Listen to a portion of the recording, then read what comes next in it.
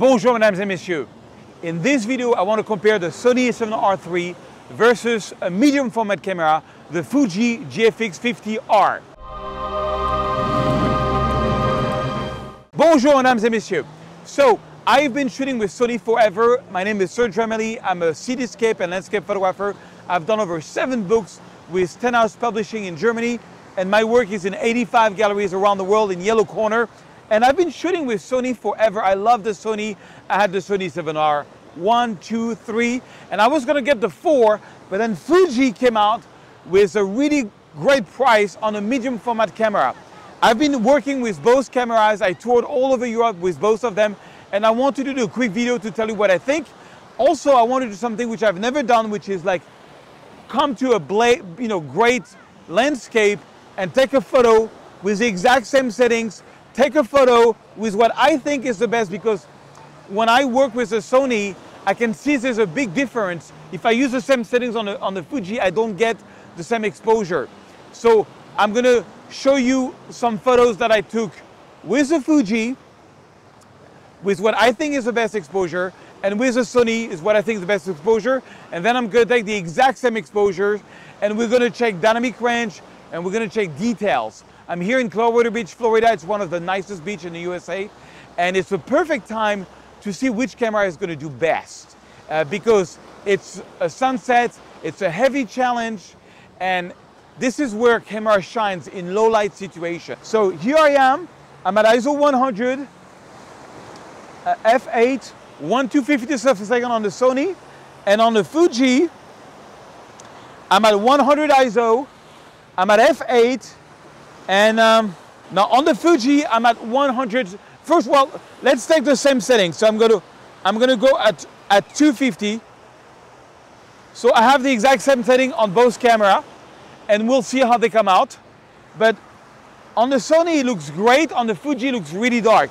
So what I do is I put on the histogram. When I take a photo, I always expose for the right side, meaning I want to get my histogram all the way to the right side. So that's what I'm doing here. And so that was good, 1/250th of a second. So on the Fuji, I took the histogram and I went all the way to the right when it touches. This is how I expose my photography. On the sunset, it looks very dark, but then it comes out really cool in Lightroom. So on this one, I had to go all the way to f80, so much slower shutter speed to get the same exposure. So let me give you a few thoughts about this. One thing I don't like about the Fuji is it's not stabilized. And so I have to be at like 1/50th of a second, 1/80th of a second if I want to get a sharp photo. Or I have to put on the self-timer, and even with the self-timer, all summer I had troubles going under like 1/40th of a second. With the Sony, I can go to like 1/3 of a second and I get incredible results with the self-timer on. I love image stabilization. I think the dynamic range is better on the Sony, but the colors of the Fuji is amazing. Like the color science is different. You will see when we get to Lightroom. I'll show you different examples. So let's walk around Clearwater Beach, and we're gonna have a great sunset tonight. I'm gonna do different framing. I'm gonna try to frame exactly the same on both cameras, and we're just gonna walk around and take some photos. So follow me.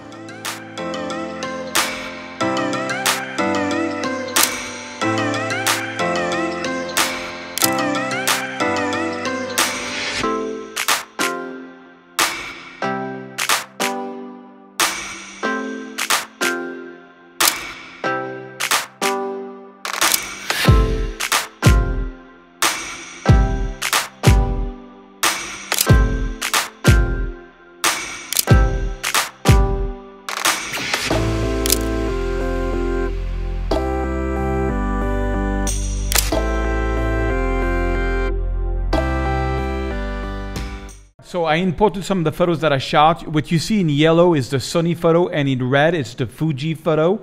So let's retouch. Now one thing I noticed, you see that's the Sony photo was at 1/320th of a second, f8, ISO 100, and the Fuji photo, to get a similar look, had to be at 100.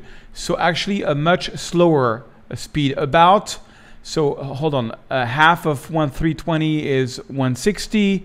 Yeah, like 1.5 stop more light to get about the same result. I looked at every time I tried to use the same settings, I get very different exposure. So that's kind of weird. So let's retouch really quick the Sony photo. I'm going to do a very simple retouching. I'm going to do my open the shadows, bring down the highlights. I'm going to do my black point, and I'm going to do my white point.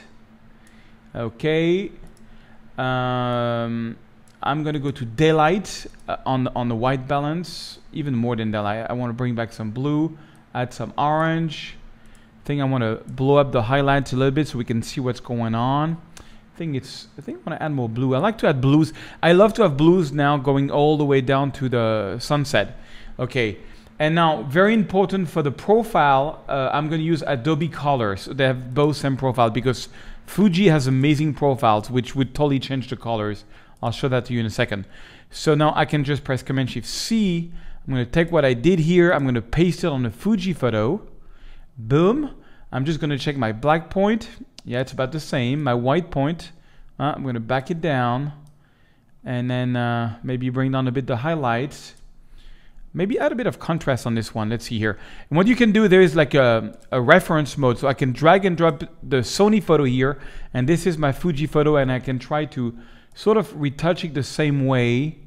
And yeah, sort of the same way than I did with the Sony. I think I want to add even more blue. Yeah, it's pretty similar. I mean, this is not a scientific, this is more like an artistic comparison. Okay, now I'm going to press C so that we go in compare mode.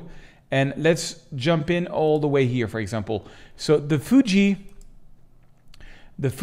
as you can see, was a little more zoomed in on this one. I didn't get exact same framing, but, you know, overall, I find the result is pretty similar. But let's look around, like on the highlights, I feel Sony has a better dynamic range. Like I get more details around the sun than I got here.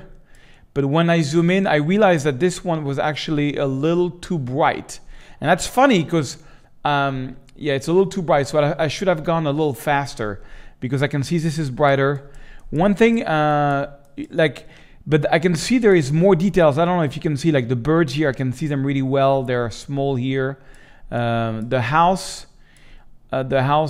yeah, there's a little bit of a fringe here, which I don't have with Sony, but I get more details in the house. Let's check the noise level.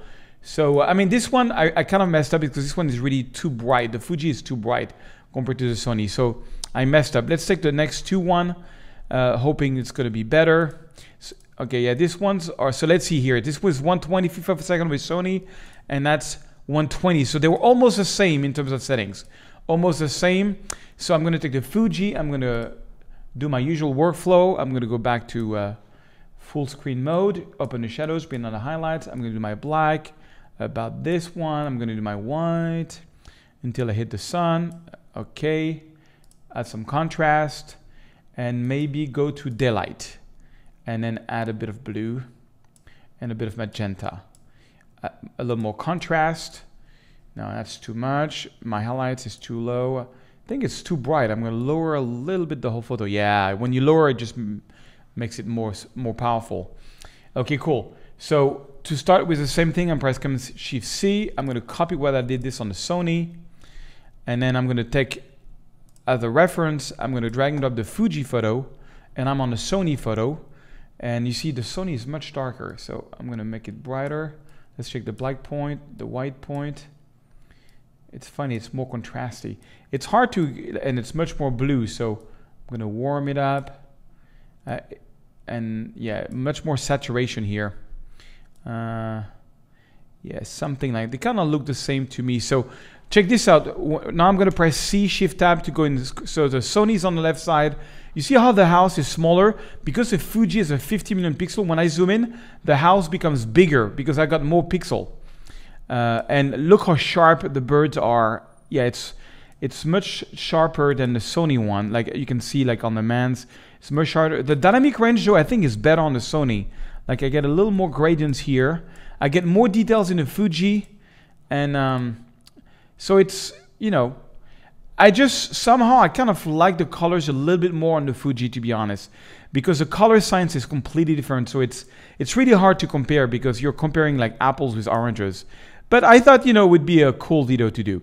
Okay, one more. This is a night shot. Okay, and this one I'm going to open up shadows.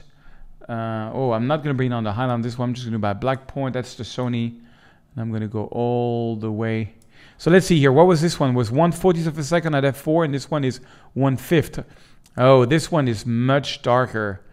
Much darker. I underexposed the Sony photo, so it's not really a good comparison. But let's see here. I'm still going to try to make them match. But it's not, yeah, now this one is not going to work. But one thing I love about Fuji is when you go here into the colors, they have their own camera matching profile, and they have Velvia and Provia, which is film I used to use back in the day. And Velvia is crazy saturated. If you go on the Sony, you have a similar thing. You go here, you go to camera matching, they have something called deep, which is kind of the equivalent. It's very deep colors. Let me see. I'm gonna go to the reference mode, and I'm gonna put the Fuji here, and I'm gonna retouch the Sony here. So let's see here, make it brighter. But it's not a good comparison because this one is way more underexposed. But it's, you know, it's fun. It's fun. It's great photos. I was really happy. There was a great sunset that night. Yes, kind of looks similar, but because this one, let's see on, let's go C.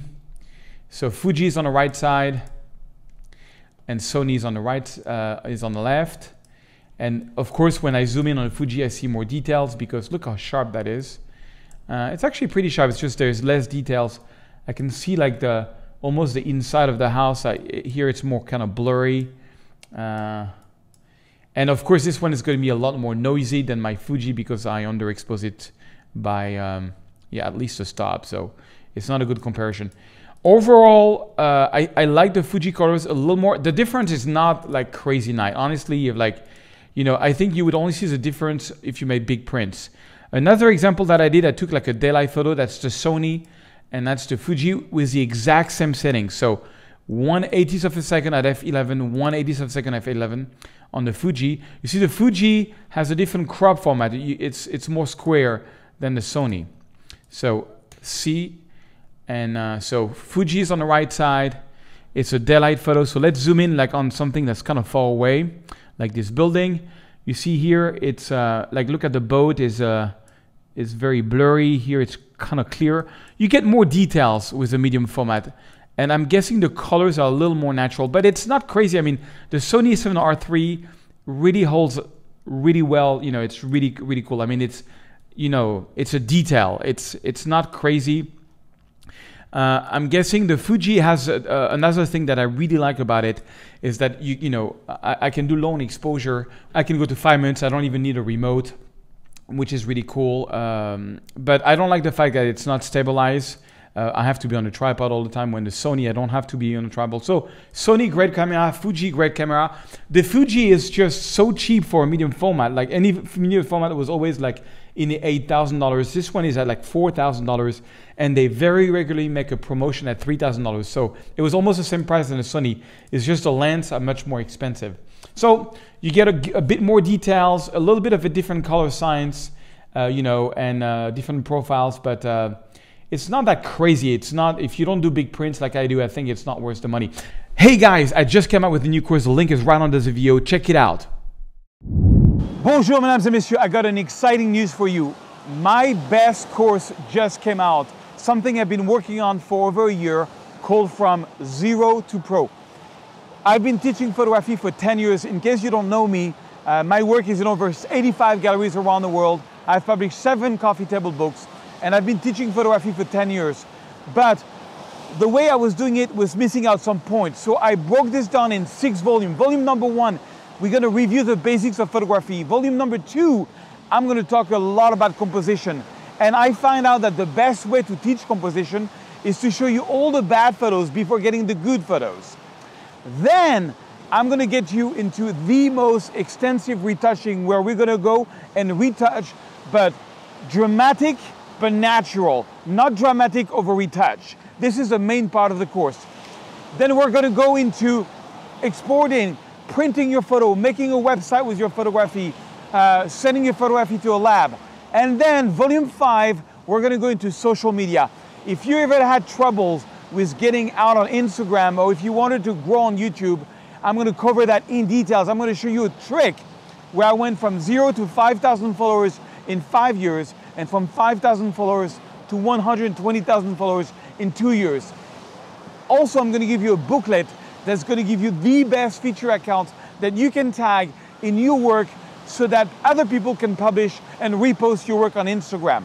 And last, it's how to make money with photography, how to make money with real estate photography, with hotel photography, with weddings, with product shots, how to get your work into galleries, and how to get published in books. This is what I covered. It's ready from 0 to pro. You can see a full presentation if you want on this page, or you can get it directly. We have a special release price. Get it while you can. It's gonna blow your mind.